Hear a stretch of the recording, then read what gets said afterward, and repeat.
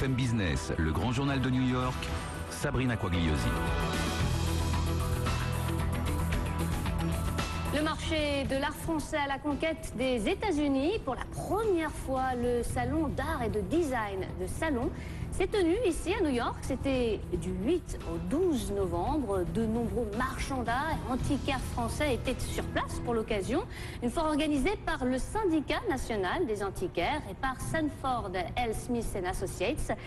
Catherine Zubkov, bonjour. Bonjour. Alors, vous êtes directrice justement chez Sanford L. Smith & Associates. Vous avez travaillé à la coordination en liaison avec les dealers sur ce salon. À vos côtés, l'un des exposants, Monsieur Daniel Boulakia. Bonjour. Vous êtes le propriétaire de la galerie Boulakia à Paris. Absolument. Notamment, une galerie spécialisée dans les maîtres impressionnistes, et modernes, oui. les grands noms de l'art contemporain également. Merci tout d'abord d'être avec nous. Alors on va commencer avec Catherine, pardonnez-moi, on va commencer avec vous. Vous avez déjà votre actif Works on Paper, The Outsider Art Fair ou encore New York Antiquarian Book Fair. Quelle est la particularité de The Salon ? Nous avons la particularité du salon, c'est le fait que nous avons travaillé avec le syndicat national des antiquaires. Ça, c'était une première fois ? Oui, C'était pour la et c'est première la fois. première fois pour eux d'avoir travaillé avec une autre compagnie et d'avoir fait une foire en dehors de la France. Et est-ce que c'est courant ici, ce genre de foire justement aux États-Unis ? Est-ce qu'on retrouve beaucoup d'événements comme cela ? Pas de cette qualité. Ouais. Non, il faut dire que la qualité que le SNA nous a rassuré d'avoir eu, ça se trouve pas dans les autres C'est-à-dire la foires. qualité, c'est des exposants. les exposants français. Il y a voilà. quand même, il faut dire d'abord que New York est la ville d'art par excellence. Ouais. Il y a une grande tradition de collectionner l'art aux États-Unis depuis la fin 19e, à travers les Havenmeyer, les Barnes, les Guggenheim, qui se poursuivent aujourd'hui en passant par Getty et Ely Broad aussi en Floride. Il y a les plus grosses galeries du monde à New York et on est ravis aussi de participer à une foire à New York, effectivement avec le label Syndicat national des antiquaires qui donne une garantie de sérieux, d'expertise et surtout de sélection des meilleures galeries françaises, surtout parisiennes. Il y avait combien d'exposants au total ? Et nous Sur étions le salon 56 exposants, 56 exposants. dont à peu près, il y en avait 20 qui venaient du syndicat. Ouais. Et il y avait 24 américaines. D'accord. Et il y avait aussi d'autres galeries européennes. Oui, et, de la Suisse, de D'accord, donc l'Espagne. c'était vraiment très international. Absolument. Si on regarde combien de personnes se sont déplacées, des passionnés d'art, des collectionneurs, vous avez eu combien de visiteurs ?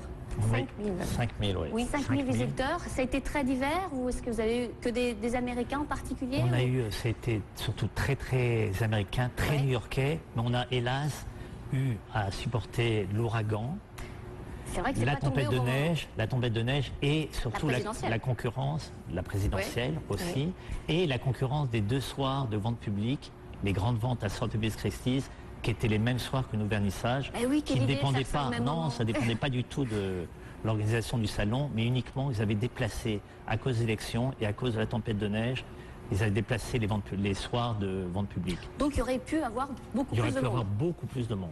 Alors, À mon justement, avis, 2 à 3 fois plus. Quand on regarde ce qui s'est passé, par exemple, Christie's, avec des ventes quand même assez incroyables. Le Warhol, la Statue de la Liberté, pratiquement 44 millions de dollars. Absolument, Ça absolument. veut dire Et vraiment surtout, il y a un et surtout, appétit. le Rothko la veille qui a fait 67 millions. Voilà, oui, Marteau imaginez. qui va faire à peu près 75 millions. Mais alors ça, avec les ça frais c'est et tout. énorme. Ça veut dire que. De toute façon, l'art a toujours été un lieu d'investissement depuis toujours. Ouais. Et surtout, Mais il y a des petites périodes un Surtout, petit peu où absolument, on était un petit peu absolument. moins actif. Et là, vous Mais- voyez vraiment.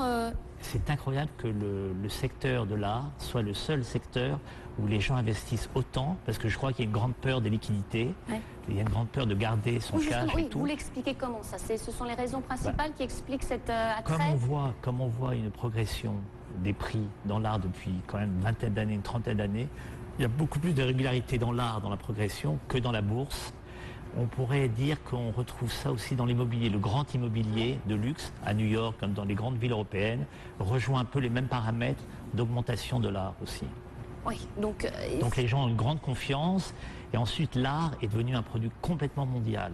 Donc on a toujours un acheteur en Russie, en Chine, en Ouais, Europe. il y a l'Asie qui est très active, Absolument. la Russie Donc il y a une aussi. grande émulation. Quelle est la part des Américains? On est toujours les Les premiers Américains ici, ou, restent quand même les plus grands acheteurs du monde, donc malgré tout. C'est important pour vous qui avez une galerie en France D'être présent ici, à c'est New York, aux indispensable. États-Unis, indispensable. Et quel est l'intérêt pour vous justement? C'est de vous montrer, Pas de seulement de vendre. montrer, de trouver. Et le marché américain pour nous est notre meilleur marché depuis toujours. On est le plus gros acheteur, c'est des marchands et surtout collectionneurs américains. Et quels sont comment vous pouvez décrire le goût des collectionneurs américains? Est-ce que j'imagine que ça doit quand même pas être très français, hein, c'est pas comme en France. Est-ce qu'il y a un goût particulier? Les Est-ce Américains que- ont toujours été très éclectiques. Ouais. Ils aiment vraiment Et d'abord, ils ont collectionné depuis toujours. C'était les premiers, les plus avant-gardistes. Ils ont fait confiance aux jeunes, ce qu'on appelait les jeunes, c'est-à-dire que c'est les premiers à avoir collectionné Picasso, qui, bon, aujourd'hui c'est un monstre sacré, mais à l'époque c'était vraiment un jeune peintre. Ils ont commencé à le collectionner. Ils ont collectionné les peintres comme Soutine, Modigliani.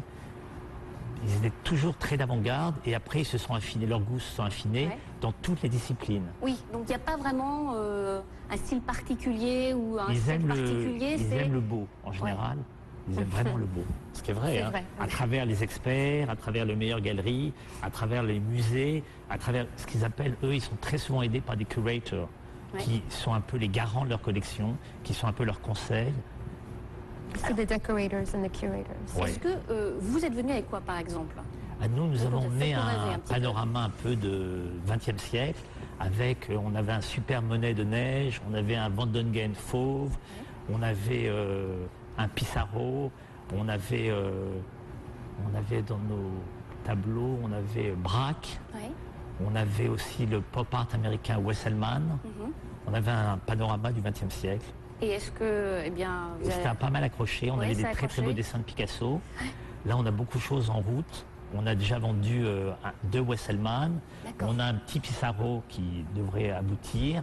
Et Alors, on vous a, êtes toujours vous êtes en négociation sur oui. de nombreuses. de toute façon, une foire, pièces, on vend j'imagine. sur place Ouais. et ça prend 2 à Combien 6 de temps? mois. Ouais, 2 à 6 mois. On dit toujours que la foire dure une année.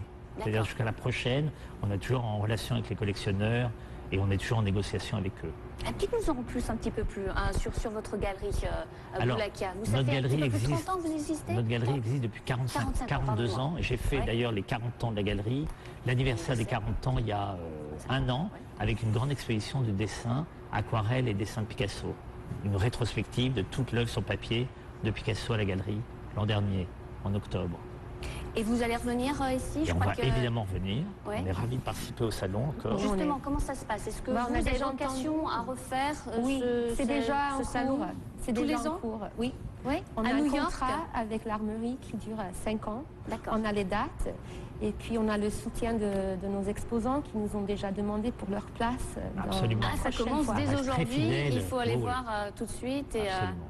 et en espérant que pour le coup, hein, l'agenda, il n'y ait pas trop de Non, difficultés de ce on ne va côté-là. pas avoir avec, chaque année les élections non, d'abord, voilà. et ni Ça, on l'ouragan, devrait être, ni l'ouragan, voilà, l'ouragan, ni on ne le- sait pas. On a eu la Irène l'année dernière, on pourrait Ouais. peut-être en avoir une Ouais. autre, on n'espère pas. Mais je crois qu'il y a d'autres rendez-vous aussi en Floride. Ça, c'est peut-être en cours. Ça ne sera pas avec ma compagnie à moi, mais on va faire une autre foire ici avec des chefs d'œuvre, des Masters Works, qui aura lieu au mois de mai.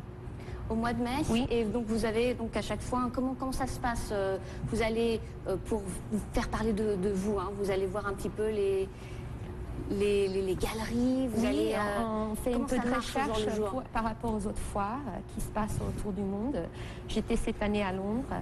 Ouais. J'irai peut-être à Paris pour voir les autres foires. Et c'est là où on comprend ce que le public attend et qui a né Et à chaque à fois, New c'est York. différent, hein, effectivement. Si on regarde le public ici américain, on regarde le public à Londres, à Paris. Comment ça se passe en ce Et moment à Paris? l'Armory Show a une grande tradition d'exposition. Hein. Oui. C'était un lieu d'avant-garde en 1913. Il y avait les premiers peintres, ce qu'on appelle les peintres d'avant-garde de l'époque, qui étaient, aujourd'hui ça semble absurde de dire d'avant-garde parce que c'est des monstres sacrés, mais c'était Brancusi, c'était Cézanne, c'était Van Gogh, c'était Duchamp qui était déjà exposé dès 1913 à l'Armory Show, donc sur Park Avenue. Ouais. Et depuis, on a gardé cette tradition d'exposition. C'est un lieu un peu mythique, sacré. J'imagine, ouais.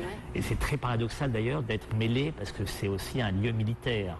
C'est un lieu qui a été réquisitionné, je crois, 1 an ou 2 ans.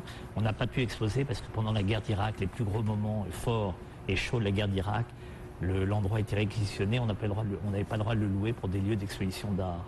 Oui. Mais c'est revenu. Oui. Voilà. Et effectivement, nous sommes très solidaires du prochain salon de mai, où il y a une exigence de qualité encore, et nous serons présents à New York avec eux, aux côtés de... On espère que vous viendrez nous en parler. Un petit mot quand même pour venir à ce salon. Si on regarde un petit peu toutes les pièces, tous les exposants, est-ce que tout le monde a eu la même chance que vous? Est-ce que ça a été vraiment très... Oui, je pense. Ce qui m'a étonnée, c'était que on attendait plus de monde, mais le monde qui est venu, c'était pour nos exposants des nouveaux clients. Ouais. Et pour trouver des nouveaux clients, c'est très très positif. Il y a un truc magique déjà d'exposer sur Park Avenue. Il faut savoir que tout autour de la foire, il y a les plus grosses collections sur Park Avenue, Madison et Fifth, où dans les immeubles, on peut avoir 10 collectionneurs dans les plus grands du monde. Donc c'est extraordinaire, effectivement, il y a une qualité. Il n'y avait pas énormément de visiteurs, mais tout le monde a reconnu que tous les visiteurs étaient de très grands collectionneurs, qu'on a rarement la chance d'avoir dans nos galeries, comme ça, sur une période très courte de 5 jours. Eh bien écoutez, c'était un succès alors. Vous viendrez nous en parler en mai, si vous voulez bien. Avec grand plaisir. Merci beaucoup. Merci. Catherine Zubkov, encore une fois, directrice chez Sanford Smith & Associates. Monsieur Daniel Boulakia, qui venait de Paris pour l'occasion, propriétaire de la galerie Boulakia à Paris. Merci, bon retour. Absolument. 10 Matignon. Merci beaucoup d'avoir été là. Restez avec nous. On se retrouve dans quelques instants pour parler de la Martinique.